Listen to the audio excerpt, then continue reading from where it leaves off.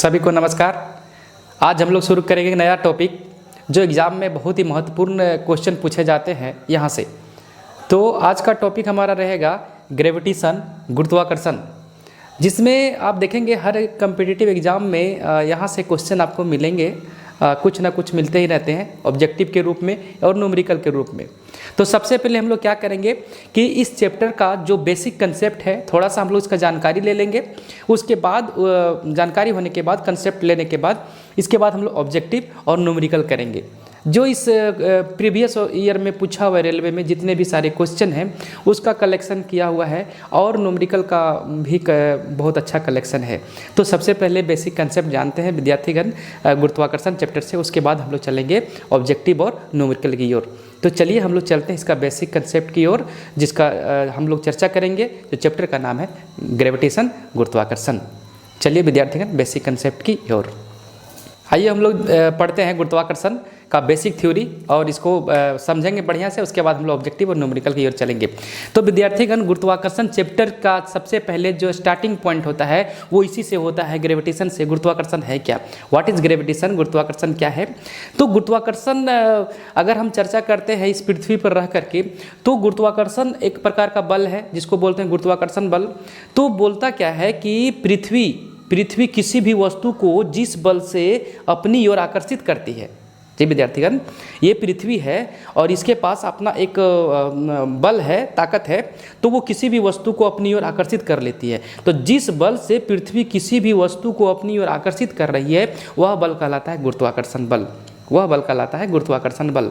वैसे तो इस ब्रह्मांड में जितने भी वस्तु हैं जिसके पास द्रव्यमान है वो सब एक दूसरे को आकर्षित करता है। तो पूछने वाली बात है, गुरुजी क्या हम लोग पास द्रव्यमान है तो हम लोग भी पृथ्वी को आकर्षित करेंगे? जी बिल्कुल करते हैं, लेकिन पृथ्वी इतनी बड़ी है, उसके सामने हम लोग बहुत छोटे हैं, जिसके वजह से हम लोग का जो इफेक्ट है, जो बल का प्रभाव है आकर्षण का इस वस्तु पर, पृथ्वी पर, बहुत कम है, नगण्य, एकदम नेग्लिजिबल है, जिसके वजह से हम लोग को पता नहीं चलता है कि हम भी पृथ्वी को खींच रहे हैं। लेकिन पृथ्वी हमको खींचती है, ये पूरी एहसास दिखने को मिलेगा बड़ा, जब ऑब्जेक्ट रहेगा तभी पता चल पाएगा। वैसे तो पृथ्वी अगर किसी छोटे वस्तु को, जैसे पत्थर को फेंके, ये पेन को हम फेंकेंगे तो ये नीचे गिर जाएगा, पृथ्वीगण ये नीचे गिरेगा। ये फेंक रहे हैं, ये फेंक रहे हैं ऊपर, आ रहा है नीचे, ये फेंक रहे हैं ऊपर, आ रहा है नीचे। किसके वजह से? इस गुरुत्वाकर्षण के वजह से। ये ऊपर जा रहा है, फिर कुछ देर के बाद नीचे आ जा रहा है। तो गुरुत्वाकर्षण बल के वजह से ये पृथ्वी अपनी ओर नीचे की ओर किसी भी वस्तु को आकर्षित कर लेती है, वही बल हमारा गुरुत्वाकर्षण बल कहलाता है। तो अब इसमें क्या है, गुरुत्वाकर्षण बल में क्या है कि हमारे जो सर आइजैक न्यूटन साहब थे, उन्होंने एक नियम दिया, गुरुत्वाकर्षण का सार्वत्रिक नियम दिया, जो बहुत ही महत्वपूर्ण है, इस चैप्टर के लिए बहुत ही महत्वपूर्ण है। तो उस नियम को जानेंगे और समझेंगे कि क्या नियम दिया उन्होंने। आइए विद्यार्थीगण देखते हैं हम लोग गुरुत्वाकर्षण का नियम क्या है। तो गुरुत्वाकर्षण का नियम सर आइजैक न्यूटन साहब ने दिए थे। उन्होंने बताया था कि इस ब्रह्मांड में प्रत्येक वस्तु के बीच में एक बल लगता है, जिसको आकर्षण बल बोलता है। तो प्रत्येक वस्तु के बीच में आकर्षण बल लगता है, ये बोला था न्यूटन साहब ने। अब उसको नियम के रूप में एक्सप्लेन किया था।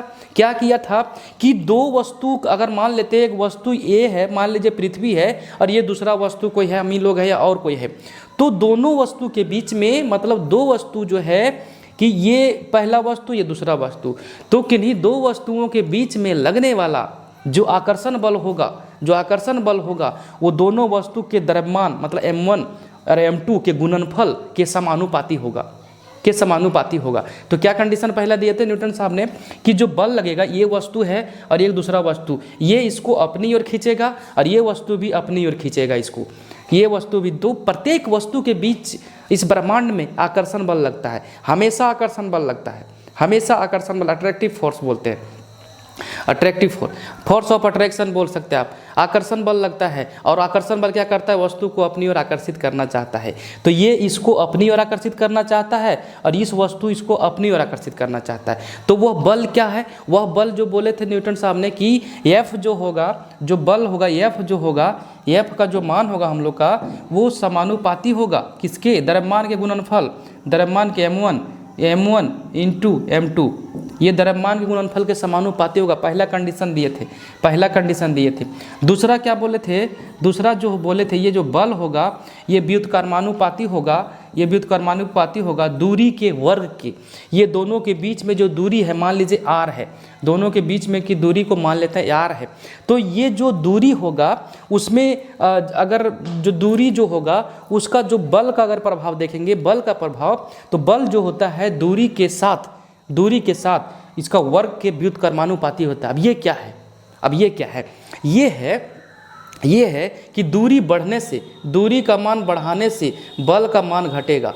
देखेंगे इसको, अगर दोनों के बीच में दूरी बढ़ा देंगे, ये वस्तु पहले यहाँ था, अब और दूरी पर ले गए, और दूरी पर ले गए वस्तु को, तो दूरी बढ़ा देंगे तो अब खींचने की शक्ति थोड़ा इसका कम हो जाएगा, ये भी तो इसको कम शक्ति से खींचेगा, कम बल से खींचेगा, शक्ति करने का मतलब बल, कम बल से खींचेगा, तो बल का मान कम हो रहा है, और दूरी कर देंगे, और दूर ले जाएंगे, तो खींचने का जो आकर्षण बल है वो कम होते जाएगा। तो दूरी का मान बढ़ाने से फोर्स ऑफ अट्रैक्शन, आकर्षण बल का मान कम होता है। और अगर पास ले आएंगे, अगर दूरी को हम कम कर देंगे, अगर दूरी को हम मतलब कम कर देंगे, मतलब वस्तु को अब यहाँ पर ले आएंगे, तो इसमें बल का मान बढ़ जाएगा, इसमें बल का मान बढ़ जाएगा, आकर्षण बल का मान बढ़ जाएगा। विद्यार्थीगण इस पर क्वेश्चन बहुत सेटअप किया हुआ है और बहुत बार पूछा हुआ है रेलवे, एनटीपीसी में, एलपी में, ग्रुप डी में, जेई में, जितने भी एग्जाम हुए हैं इस पर क्वेश्चन पूछे जाते हैं। अगर पास लाएंगे वस्तु को तो दूरी का मान कम होगा, दूरी का मान कम होगा तो बल ज़्यादा लगेगा, ज़्यादा खींचेगा, ज़्यादा बल से खींचेगा। और बढ़ा देंगे तो दूरी का मान बढ़ेगा, दूरी का मान बढ़ जाएगा तो आकर्षण बल कम हो जाएगा, क्योंकि व्युत्क्रमानुपाती है, ये नीचे आ गया, इसका मतलब व्युत्क्रमानुपाती, इन्वर्सली प्रोपोर्शनल। और डायरेक्टली प्रोपोर्शनल अगर बोलता समानुपाती तो ये वाला है, दोनों का द्रव्यमान अभी मान लीजिए 50 kg है और वो है 20 kg, 50 kg और 20 kg, तो अभी ठीक है। अब क्या करेंगे, अभी आकर्षण बल F लग रहा है इस कंडीशन में, अब 50 के जगह 100 कर दिए, 50 के जगह 100 कर दिए और उसको भी बढ़ा दिए, दोनों का मान अगर बढ़ा देंगे, चाहे एक का ही मान बढ़ाइए, अब दोनों नहीं बढ़ाने तो एक का भी अगर मान बढ़ाएंगे तो बल का मान, आकर्षण बल का मान बढ़ेगा। और दोनों का मान बढ़ा देंगे तो भी दोनों गुना होके इसका F का मान बढ़ेगा, तो भी बल का मान बढ़ेगा। मतलब द्रव्यमान का मान बढ़ाने से, वस्तु का द्रव्यमान का मान बढ़ाने से फोर्स ऑफ अट्रैक्शन, आकर्षण बल का मान बढ़ता है। क्यों बढ़ता है, क्योंकि बल जो है, ये आकर्षण बल जो है दोनों वस्तु के द्रव्यमान के गुणनफल के समानुपाती, ये समानुपाती का साइन है, ये समानुपाती का साइन है। और ये व्युत्क्रमानुपाती, साइन तो सेम है लेकिन ये कंडीशन जो बना व्युत्क्रमानुपाती। यहाँ पर द्रव्यमान का ये देखिए सीधा सीधी है और ये लेकिन सीधा सीधी नहीं, ये नीचे में है, इसीलिए व्युत्क्रमानुपाती। और ये दोनों एकदम सीधा सीधा में है तो द्रव्यमान के गुणनफल के समानुपाती होता है। तो द्रव्यमान का मान बढ़ने से आकर्षण बल का मान बढ़ेगा, ज़्यादा आकर्षण बल लगा जल्दी खींचेगा, और दूरी बढ़ जाने से आकर्षण बल का मान कम होगा, दूरी घट जाने से आकर्षण बल का मान ज़्यादा होगा। ये कंडीशन है। तो फाइनली इसका जो मिलेगा, फाइनली न्यूटन साहब जो निकाल के दिए थे हम लोग को, एफ का मान जो निकाल के आया था, एफ बराबर ये आया था, अगर दोनों को मिला देंगे हम लोग तो G m1 m2 by r square, G m1 m2 by r square, ये फाइनली निकल के आया हमारा गुरुत्वाकर्षण का नियम से। और ये क्या बोल रहा है कि ये जी जो है, ये जी जो हम लोग का है, जी जो है ये है गुरुत्वाकर्षण नीतांक, गुरुत्वाकर्षण नीतांक, जिसको इसका जो वैल्यू आता है 6.67 into 10⁻⁻11 newton metre square per KG square, newton metre square per KG square, newton metre square per KG square. अब इसके बाद इसका जो खोज किए थे, जी का जो वैल्यू का खोज किए थे वो कैवेंडिश साहब थे, कैवेंडिश साहब, कैवेंडिश, ये भी पूछता है एग्जाम में, ये भी पूछता है, कैवेंडिश साहब ने इसका खोज किए थे। कैवेंडिश साहब ने जी का वैल्यू का जो मान दिए थे वो सबसे पहले कैवेंडिश साहब ने दिए थे। तो जी का मान जो होता है 6.67 into 10⁻⁻11 newton metre square per KG square, newton metre square per KG square. तो इसको एकदम बढ़िया से रखेंगे, बढ़िया से एकदम देखिएगा इसको, और कुछ भी प्रॉब्लम इसमें आने वाला नहीं है ये, क्योंकि यहाँ पर यही है ग्रेविटेशनल लॉ ऑफ, मतलब जो गुरुत्वाकर्षण का जो नियम दिए थे न्यूटन साहब ने, वो इनका यहाँ पर ये कंसेप्ट रहा हम लोग का। एग्जाम में क्वेश्चन देखेंगे, बनेगा, इससे क्वेश्चन बनेगा विद्यार्थीगण, और बढ़िया से बनेगा। यहाँ पर ये जो जी है गुरुत्वाकर्षण नीतांक है, कैवेंडिश साहब ने दिए। तो ये रहा हमारा थोड़ा सा कंसेप्ट। अब हम लोग आगे की ओर चलते हैं और देखते हैं क्या है आगे।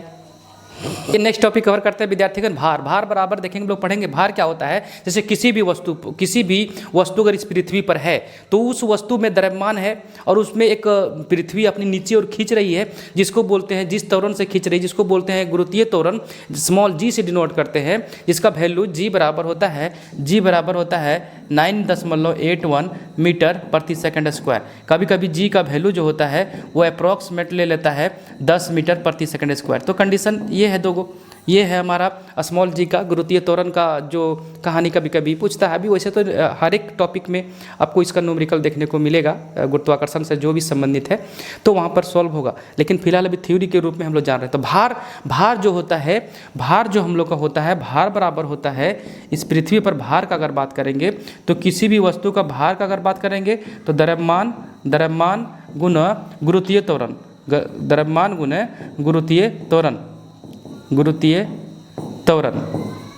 ये होता है हम लोग का भार। W बराबर हो जाएगा m और g, W बराबर होगा mg।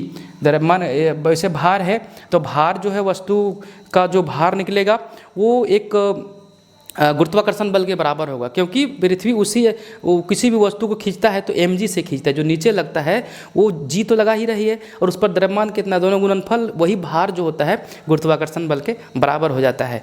तो यही आप F जो हो जाएगा, ये W बराबर हो जाएगा गुरुत्वाकर्षण बल।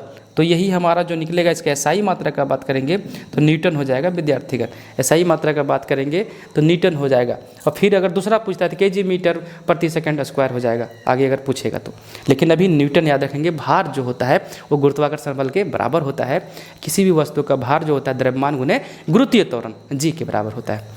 अब हम लोग पढ़ेंगे कैपिटल जी और स्मॉल जी में संबंध, मतलब गुरुत्वाकर्षण नियतांक और गुरुत्वीय त्वरण में संबंध। इसका एक रिलेशन आता है जो एग्जाम में उस पर न्यूमेरिकल सेटअप होता है, कभी कभी डायरेक्ट उसका फार्मूला भी दे देता है।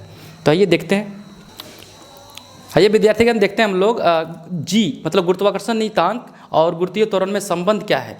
तो हम लोग एक पढ़े थे अभी गुरुत्वाकर्षण से, जो अभी नियम से आया था कि बल जो आकर्षण बल का मान होता है F बराबर G m1 m2 by are square, ये हम लोग पढ़े थे अभी हम लोग पढ़े विद्यार्थीगण। इसी को थोड़ा सा इंप्रूव कर लेते हैं, क्या पृथ्वी के केस में लेते हैं, जी का मान यही है, पृथ्वी का द्रव्यमान ले लेते हैं कैपिटल एम, पृथ्वी का द्रव्यमान ले लेते हैं कि बड़ा एम से सूचित करते हैं इसको, और एक वस्तु का द्रव्यमान जो है, कोई भी वस्तु है उसका द्रव्यमान स्मॉल एम, और आर के जगह में पृथ्वी का द्रव्यमान ले लेते हैं कैपिटल, मतलब बड़ा आर ले लेते हैं। ये पृथ्वी के केस में हो गया, ये पृथ्वी के केस में हो गया विद्यार्थीगण, ये पृथ्वी के केस में हो गया।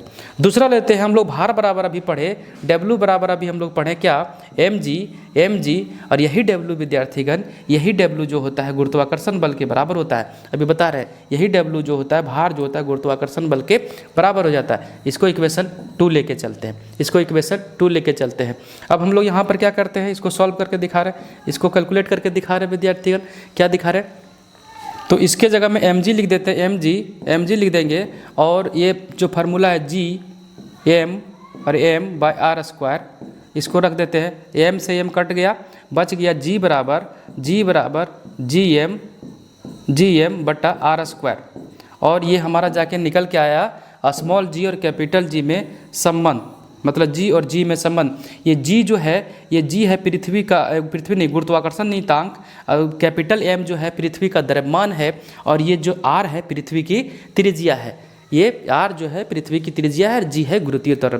तो स्मॉल जी और कैपिटल जी में ये रिलेशन है, यहाँ से क्वेश्चन अच्छा खासा बनता है, न्यूमेरिकल भी बनता है और ऑब्जेक्टिव भी बनते हैं। तो दोनों को हम लोग देखते जाएंगे, अभी फिलहाल ये है।